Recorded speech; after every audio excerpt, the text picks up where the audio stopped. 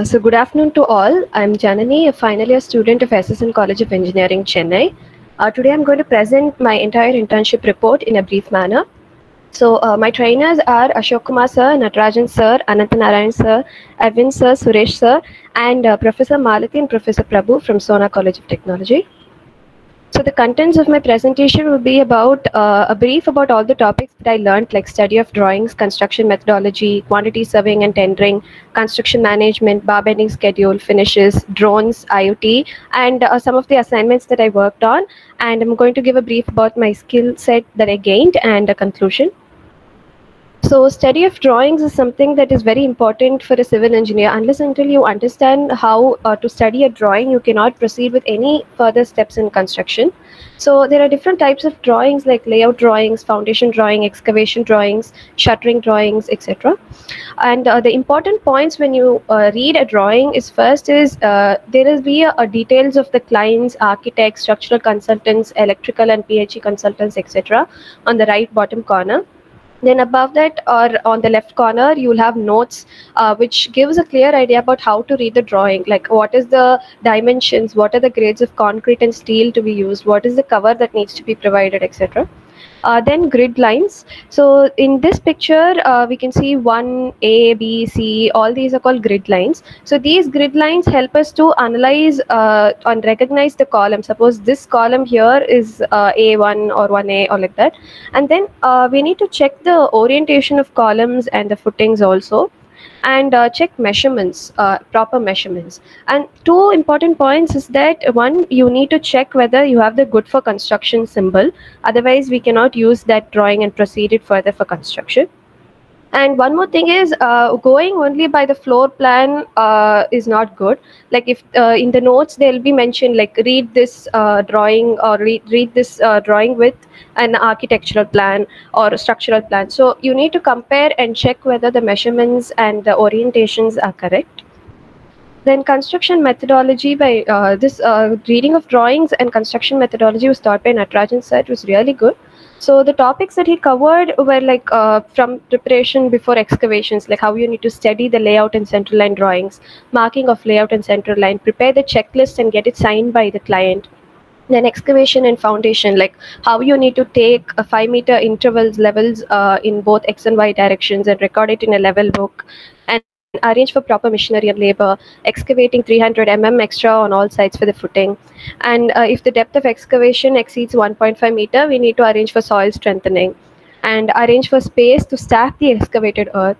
And then he also explained about PCC in foundation, like how you need to remove loose earth and water from the foundation side before laying PCC, and how level patch should be prepared as per the drawing, sprinkling water before placing PCC, checking quantity of PCC as per the drawing, and then you have to start mixing and placing the PCC as per level pad, and curing concrete for 7 days and ensure removal of excess water that is coming out of the foundation.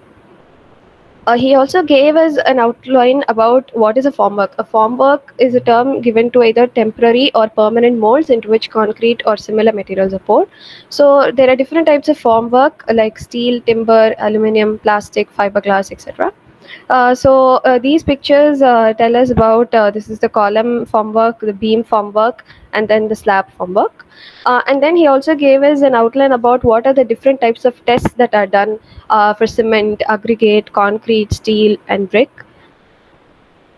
And quantity surveying and tendering. Quantity surveying and BBS was actually taught by Anantanarayan sir. I was fortunate enough to attend at least 3 to 4 classes of his. It was really good. And tendering was taken by Arvind sir, who's also an intern, who was also an intern at Prayojana. So what is QS is it deals with estimating and managing costs of a construction project, and it takes into account all the material, manpower, machinery, the 3 M's that we always specify, and other resources that are needed to complete the project. So why we need QS? Who is a quantity surveyor? Why we need them? Prepare and manage costs, and QS is an important part of tender, and QS also ensures the completion of the project with projected time. Stages in tendering. So there are different stages in tendering, like feasibility studies is the first stage. That is, you analyze the project in a preliminary way, and then you prepare the rough cost and rough schedule. And in the design stage, next is the architect develops the conceptual plan, and then the conceptual plan is developed to a detailed design drawing, which is used to arrive at the estimate, and this estimate gives us an idea about the cost and volume of work involved in the project. And the tendering stage is issue the tender document floated by the client, and then evaluation of tender, preparation of tender document and submission, finalizing tender, and preparing the contract agreement. This is the tendering stage. This is a very, very important stage. And construction stage, it is done as per the approved drawings and within agreed limits of time, cost, and specified quality. The QS, the quantity surveyor, should prepare the detailed estimate using the approved drawing. And proper planning and monitoring is very important during execution, and the quantity surveyor should have a very close eye on evaluation of variations. Even if there are slight variations, he should be knowing what is happening at the site. And preparation of the interim payment certificate, that is like the client gives the budget for quarterly or half-yearly, all that for the work that is completed or the work that needs to be completed. And the quantity surveyor should prepare monthly and quarterly reports. Next is the completion of the closing stage, which is the final stage, commissioning stage of the project. And the quantity surveyor should prepare an overall report of the project and submit it to the client. And handing over deliverables to the client, documentation to owners, cancelling supplier contracts, releasing staff and equipment, and informing stakeholders of the closure of the project. So construction management, so planning is a very important part in construction management. So any project requires planning as the first step. So it's a defined process to achieve the targets in a systematic approach within the stipulated cost and time with optimum utilization of resources. So what are the requirements in case of planning is knowledge on the complete scope of work, and then knowledge on duration of project, sequence, milestones, and priorities, identification of resources and analyzing their availability, analyzing site conditions, and then climatic conditions, and understanding specifications and methodology.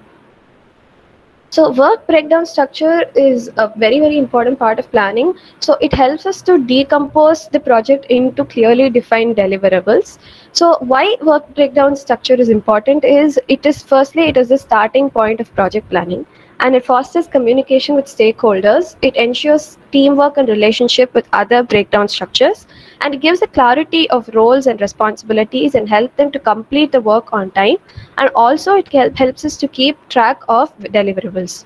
So what should be taken into account when creating a WBS is you need to gather critical documents, and then you need to identify key team members, define the level top elements and decompose the elements, and estimate efforts and resources, and create the WBS dictionary, and finalize the scope baseline. So this picture here shows an example of a work breakdown structure, how it is. Bar bending schedule. This was a very interesting topic, I should say, which was taught by Ananthanarayan sir. So bar bending is the process of cutting, bending, and fixing the reinforcement bars as per drawing. So it is a definitive list of reinforcement bars which contains like mark, shape, size, location, length, and bending details of the reinforcement. So the picture on the right is a sample bar bending schedule, and actually Ananthanarayan sir taught how to do it in Excel. He taught, I never knew that you can draw in Excel. So this is a sample drawing which I made in Excel. So as per his instructions, it was really exciting. When I showed my parents and all, they were surprised whether you can draw in Excel. So it was really exciting. And then coming to finishes, which was taught by Suresh sir. So he covered very important topics in finishes. The first one is the masonry. So the masonry is very important. Masonry walls are the most durable part of any building or the structure. So it gives strength, durability to the structure, and also helps to control indoor and outdoor temperatures. So there are different types of masonries like brick masonry, solid block, lightweight fly ash brick masonry, composite masonry, ashlar fine masonry, and granite masonry walls. So in brick masonry, there are different types of bonds like stretcher bond, header bond, Flemish bond, English bond, etc. And quality control checks on bricks like water absorption test, standard compression strength test, drop test, sound test, and all that. And then laying of bricks, he explained about how bricks are laid, why there should be a dampness coat that is to be provided, like it will help to prevent the leakage of water in walls and all that. And curing of block work, size of block works, and then the tools that are used for block works, like plumb bob, right angles, hammers, chisels, trowels, etc. And dimensions of the blocks, what are the standard sizes, like 190 by 90 by 90 is a standard brick in India. So all that, and rate analysis also. Then plastering. So on plastering, different types of plastering, like lime plastering, gypsum plastering, cement plastering, and all that. Different methods of plastering, like production of plastering components, fixing dry lining methods, internal surfaces, etc. And then he also gave us an intro about the tools that I use for plastering, like plumb bobs, tri-squares, trowel, sponge pads, measuring tape, spirit levels, etc. And thickness of plastering also was very well explained by sir. And then quality control checks that are done for plastering, like mortar mix should be homogeneous, volumetric blocks should be used for all cement and mortar proportions, thickness of plastering should be maintained, etc. And on flooring, there are different types of flooring, like wooden, mosaic, stone, tile, paver blocks, etc. So he gave a brief overview to us about how the wooden floors are laid, how to follow the 3-4-5 rule for laying the floors, and preparation of tiling works and laying of tiles, and quality control of tiles, and then rate analysis of tiles also. And painting, so he gave us an outline about different types of paints that are used. So we have emulsion, oil bound, royal silk paints, wallpapers, textured paintings, etc. And he gave us an outline about how the painting of walls is done, and rate analysis, and then about the moisture paint thickness measuring units and all that. And then tools which are used, like brushes, rollers, etc. And then the last part was joineries. He gave an outline about the types of doors, like wooden, aluminum, steel, UPVC, fireproof, etc. And methodology for fixing the door frames and windows, and rate analysis. So drone surveying, personally, my interest in drones has been a lot. And this particular session, which was taken by Sona College of Technology, was extremely useful. And a drone refers to an unpiloted aircraft or a spacecraft, and it is another term for UAV, or the unmanned aerial vehicle. So there are different types of drones, fixed wing drones, rotary drones, hybrid drones, and even based on weight, they are classified into nano, micro, small, medium, and large. And components of the drone is mentioned here in the picture, as you can see. And then applications of drones, there are various applications. Like drone is a very fast growing technology, and taking up entrepreneurship in drones is like, it's a booming technology right now. So there are various applications of drones, like land surveying, mapping, agriculture, mining, bridge construction, industry inspection, and even oceanography. Like even drones can go into the water and observe or inspect the ocean beds. So installing of aircrafts and drones is preparing the aircrafts, attaching the propellers, and then battery installation. This is a process which takes place while installing the aircrafts. And there are components of controllers which are used. And then these are mentioned here as per the picture. As you can see, this is the antenna, this is the display screen, then you have the control stick, then you have the return home button, like in case of emergency, if the drone is stuck somewhere, or if you press this button, the drone will come back to the home position. And then battery level LEDs, status LEDs, then power button, then RTH LED, speakers. All these are the components of the controller that is used for controlling the drone.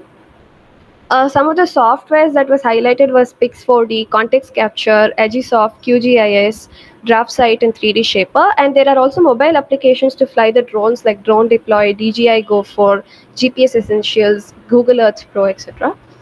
Drone piloting is a very important step. Like, it's a process of fixing a flight plans and deciding the overlap of image before the flight.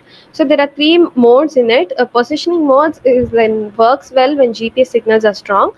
Sport mode is the mode that is designed for maximum speed and maneuverability. And here all the crash avoidance systems are disabled. And altitude mode is in the absence of positioning and sport mode, the barometer is used to position the altitude.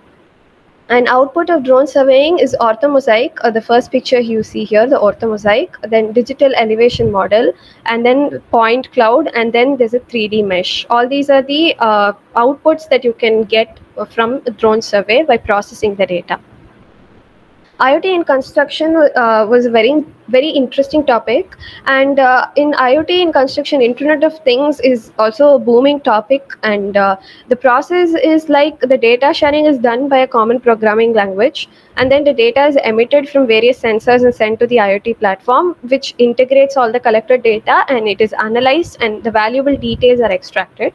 So there are various applications of IoT, like in smart city, road traffic monitoring, smart parking, public transport, street lighting, and waste management.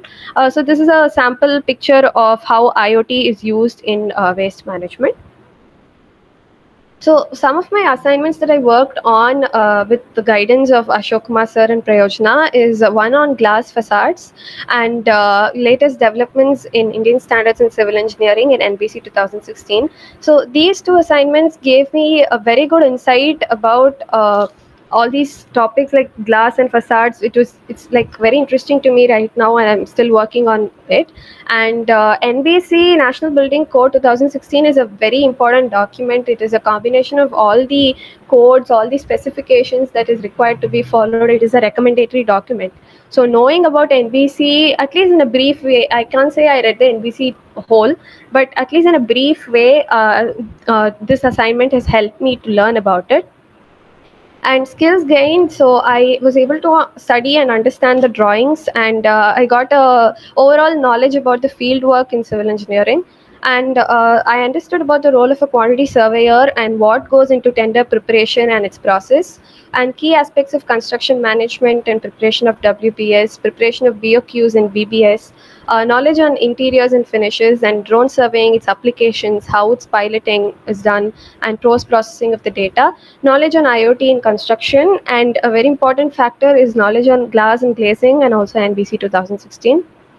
So the conclusion is, so this 1 month of internship, though it has been virtual, also has proven to be very good.